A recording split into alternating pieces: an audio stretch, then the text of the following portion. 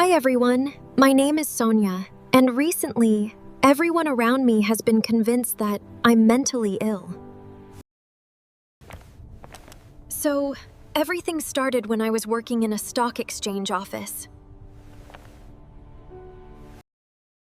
I was making good money, and I got to work with famous people.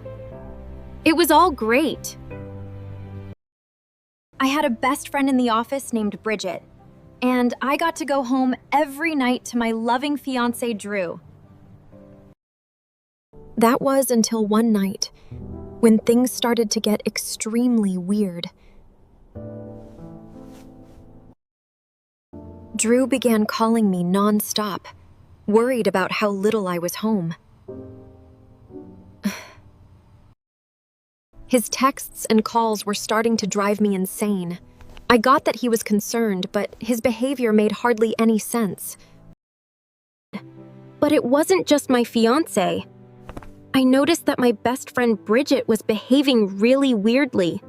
But she started showing up to work in really expensive cars, wore only designer clothes, and her face looked like a doll from all the plastic surgery she'd gotten.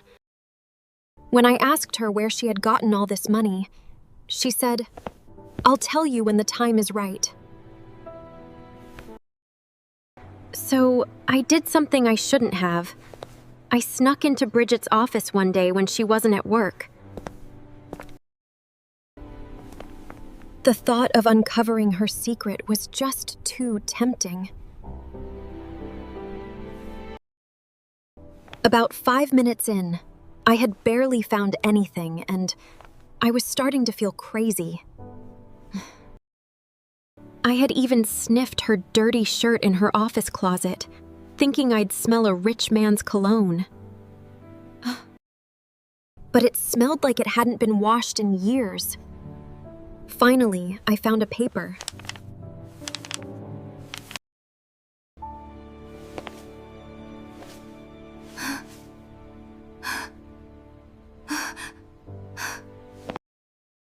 And not just $20 here or there.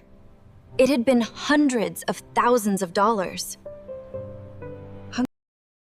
But what was most shocking was that at the end of my list, I saw my name and credit card number. And I wasn't even one of her clients. She was stealing from my tap, too.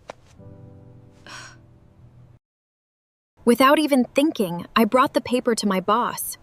He told me they would call the police and they'd launch an investigation. But what about the deadline? If we don't get the approvals today, we won't make it. Are you sure they said it was fine? She knew I used the silly pink pads with flowers on them. Other than being embarrassed, I knew in that instant, it was over. She was going to know it was me who told on her. The next thing I knew, the police officers stormed the room and were putting her in handcuffs. She screamed at me, telling me I was going to pay for what I did. It sent a chill down my spine. But I knew she couldn't do anything. A few days later, as I was coming home from work, a huge guy dressed in all black started following me. I changed sides of the streets and watched as he changed sides with me. When I started walking faster, so did he. My heart started beating out of my chest. I was terrified, and before I knew it, I had made a wrong turn into a dark alley with only one exit.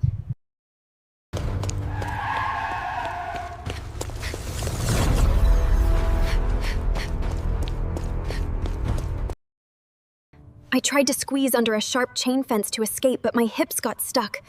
I could hear him walking closer and closer to me as I struggled to get out. I couldn't die here. Finally, I managed to pry the fence up just enough to squeeze my body, but my lower part got stuck.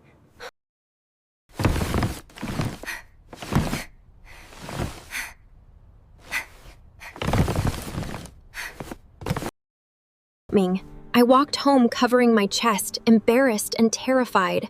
I wanted Drew to comfort me, but instead he started yelling, asking. Someone tried to hurt me. I thought that these words would stop Drew from being angry at me, but it only made him go crazier. So I mumbled nervously, "A hippo attacked me." I don't know how that came out, but he totally saw through my lie. I was stressed when I walked into work the next morning.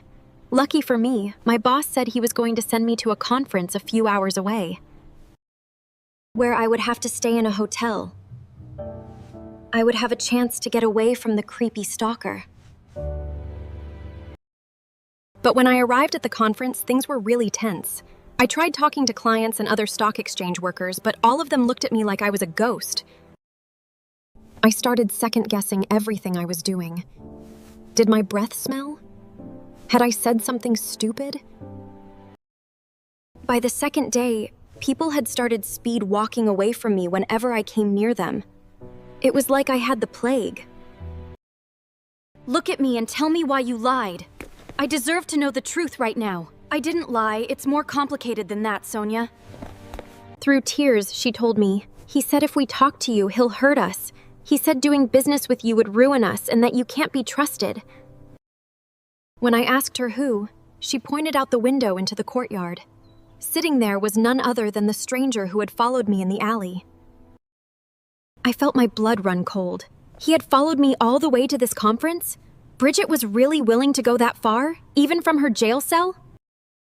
I had to get out of there, and fast. I ran towards the elevators, desperate to hide in my room for the rest of the day.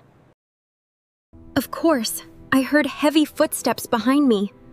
I could see the stalker rushing down the hallway after me. I banged on the elevator button, trying so hard to get out of there, but the elevator was too slow. Finally, it arrived, and I dove inside. The doors closed behind me just as the man reached them. For the rest of the day, I paced in my room, trying to figure out what I was going to do. Had Bridget told the man to get me, or worse? Every time I looked out the peephole, I held my breath and saw the man was walking by. I realized that I needed to get out of there, and soon. If I went back home, maybe I could go to the police about what was going on. I would call Drew in the morning and tell him I was coming home. As I laid down in my bed, I felt something hard inside my pillow. I reached inside and pulled out a microphone. My heart dropped. The man had been in my room. In a panic, I searched the rest of the room. I pulled out microphone after microphone and dozens of cameras. I finally had some evidence. But at that moment, I realized my room wasn't safe. I ran down to the lobby, sobbing. I told the manager I was being stalked and someone had bugged my room. The cops came and escorted me up to the room. I felt totally relieved. This was going to be the end of all the drama with Bridget.